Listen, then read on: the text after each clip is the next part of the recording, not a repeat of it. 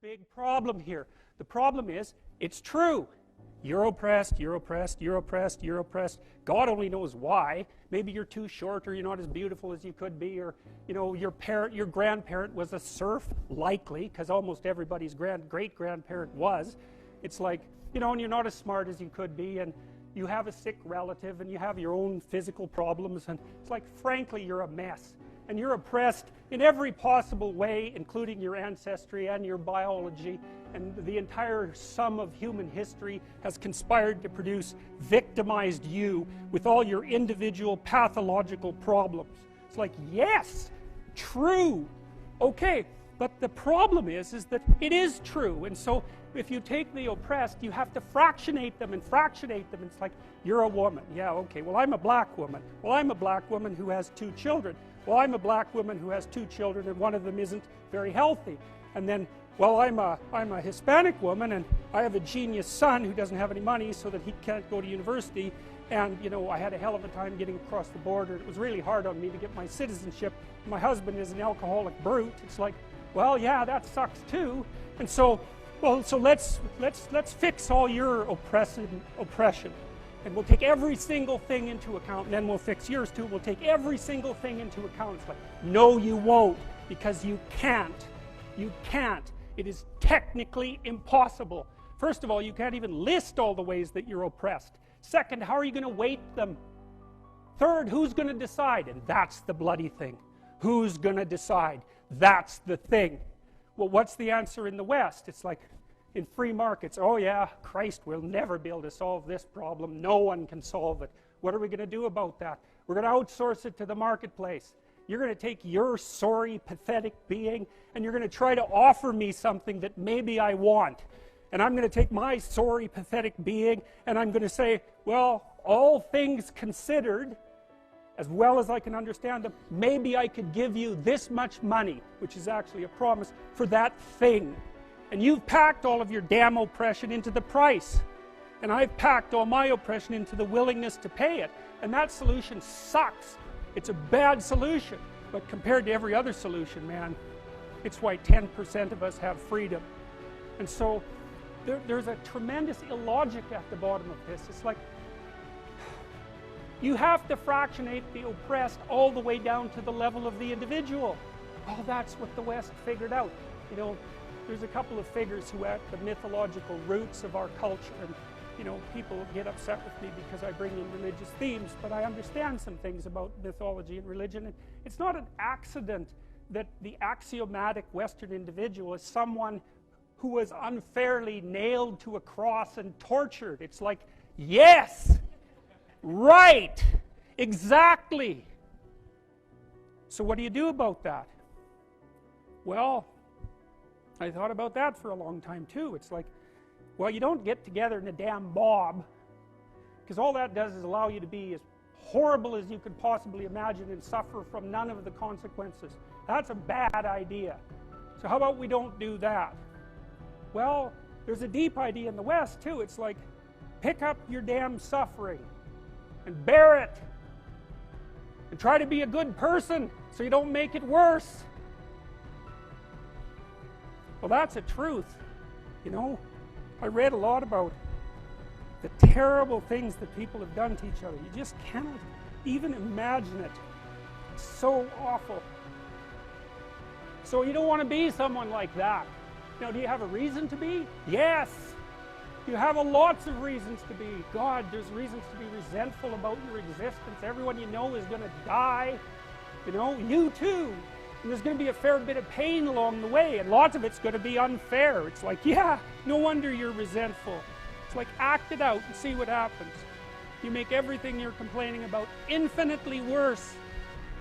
There's this idea that hell is a bottomless pit, and that's because no matter how bad it is, some stupid son of a bitch like you could figure out a way to make it a lot worse. So you think, well, what do you do about that? Well, you accept it. That's what life is like. It's suffering. That's what the religious people have always said. Life is suffering. Yes. Well, who wants to admit that? Well, just think about it. Well, so what do you do in the face of that suffering? Try to reduce it. Start with yourself. What good are you? Get yourself together for Christ's sake, so that when your father dies, you're not whining away in a corner, and you can help plan the funeral, and you can stand up solidly so that people can rely on you. That's better. Don't be a damn victim. Of course you're a victim. Jesus, obviously. Put yourself together.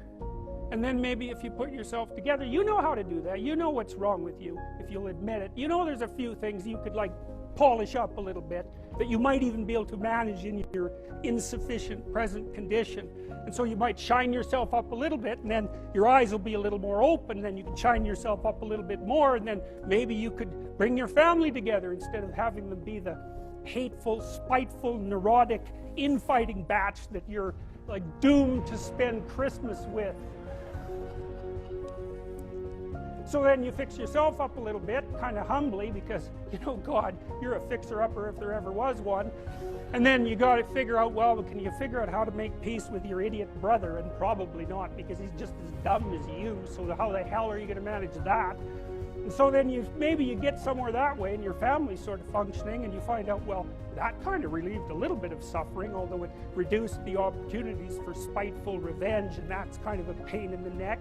And so then you get your family together a little bit, and you're a little clued in then, at least a bit, because you've done something difficult that's actually difficult. You're a little wiser, and so then maybe you could put a tentative finger out beyond the family and try to change some little thing without wrecking it. It's like, our society is complex, and we teach our students that they could just fix it. It's like, go fix a military helicopter and see how far you get with that. It's like, what are you going to do? You're like a chimp with a wrench. Whack! Oh, look, it's better. It's like, no, it's not better. Things are complicated, and to fix things is really hard. And you have to be like a golden tool to fix things, and you're not. So, and that's the other message of the West. It's like, how do you overcome the suffering of life? I'm not saying it's only the message of the West. How do you overcome the suffering of life? Is be a better person. That's how you do it. Well, that's hard. It takes responsibility. And I think, you know, if you said to someone, you want to have a meaningful life? Everything you do matters. That's the definition of a meaningful life. But everything you do matters. So you're going to have to carry that with you. Or do you want to just forget about the whole meaning thing, and then you don't have any responsibility, because who the hell cares? And you can wander through life doing whatever you want, gratifying impulsive desires for how useful that's going to be. And you're stuck in meaninglessness, but you don't have any responsibility. Which one do you want? Well, ask yourself, which one are you pursuing? And you'll find very rapidly that it isn't the majority of your soul that's pursuing the whole meaning thing, because, well, look what you have to do that. You have to take on the fact that life is suffering. You have to put yourself together in the face of that. Well, that's hard. Christ, it's amazing people can even do it. I'm stunned every day when I go outside, and it isn't a riot with everything burning. Because really, God, you talk to people, it's like, I knew this guy, he'd been in a motorcycle accident, and it really ruined him, and he was like a linesman, you know, working on the power, and he was working with someone who had Parkinson's disease, and they had complementary inadequacies, and so two of them could do the job of one person, and so they're out there fixing power lines in the freezing cold, despite the fact that one was 3/4 wrecked with a motorcycle accident and the other one had Parkinson's. It's like, that's how our civilization works. It's like, there's all these ruined people out there, they've got problems like you can't believe. Off they go to work and do things they don't even like, and look, the lights are on. My God, it's unbelievable. It's a miracle. It's a miracle.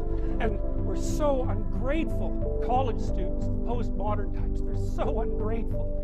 You know, they don't know that they're surrounded by just a bloody miracle. It's a miracle that all this stuff works. That all you crazy chimpanzees that don't know each other can sit in the same room for 2 hours sweltering away without tearing each other apart, because that's what chimps do. So, anyways, so what happened? Well, I made some videos, and I got to the bottom of some things, at least as far as I can tell, so I told you what the bottom is, and then I got this idea about what you might do about it, which isn't my idea. It's not my idea. It's an old idea. It's far older than Christianity. It's old. It's the oldest story of mankind. Get yourself together. Transcend your suffering. See if you can be some kind of hero. Make the suffering in the world less. Well, that's the way forward, as far as I can tell, if there is any way forward. And that's what's under assault by the postmodernists. So look out, because they know exactly what they're doing, and they know exactly why they're doing it. And that's what it looks like to me. So, that's it.